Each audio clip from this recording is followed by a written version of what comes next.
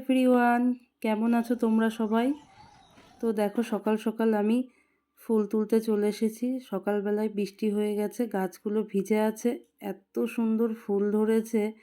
মানে অনেক দিন বৃষ্টি না পেয়ে গাছে ফুল ধরা কমেই গেছিলো। ইদানিং একটু বৃষ্টি হওয়ার জন্য খুব সুন্দর গাছটায় ফুল ফোটে। আর রোজ সকালে ঘুম থেকে উঠে এরকম ফুল দেখতে খুব ভালো লাগে।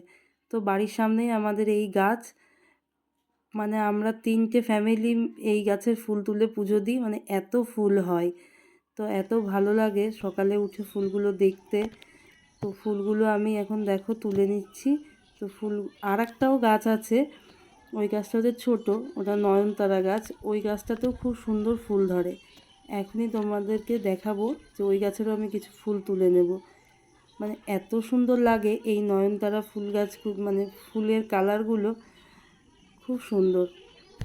তো রোজ এই ফুলগুলো দিয়েই আমার ঠাকুরের পুজো হয়। এই দেখো আমি এবার ঝুড়িতে করে এতগুলো ফুল তুলে নিয়েছি। প্রচুর ফুল ধরে, এবার অত কি আর তোলা যায়? আর ছেলেকে স্কুলে যাবে, তো তাই ওকে খেতে দেবো বলে চাল ডাল আলু রেডি করে এইভাবে সেদ্ধ ভাত ওকে করে দিলাম ঘি দিয়ে। আর টিফিনে নিয়ে যাবে পরোটা আলু ভাজা, মেয়েকেও তাই করে দিয়েছি। ও তো অনেক সকালে স্কুলে চলে গেছে, আর ছেলের স্কুল 9টা 40-এ।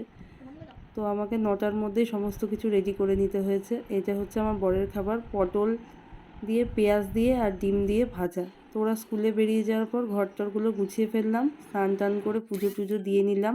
তো আমার এই ছোট্ট মিনি ব্লগটি তোমাদের কেমন লাগলো অবশ্যই তোমরা কমেন্ট করে জানাবে। আর তোমরা সকলে ভালো থাকবে, সুস্থ থাকবে। আর যদি ভালো লাগে আমার এই ভিডিওটি শেয়ার করে দেবে। ধন্যবাদ।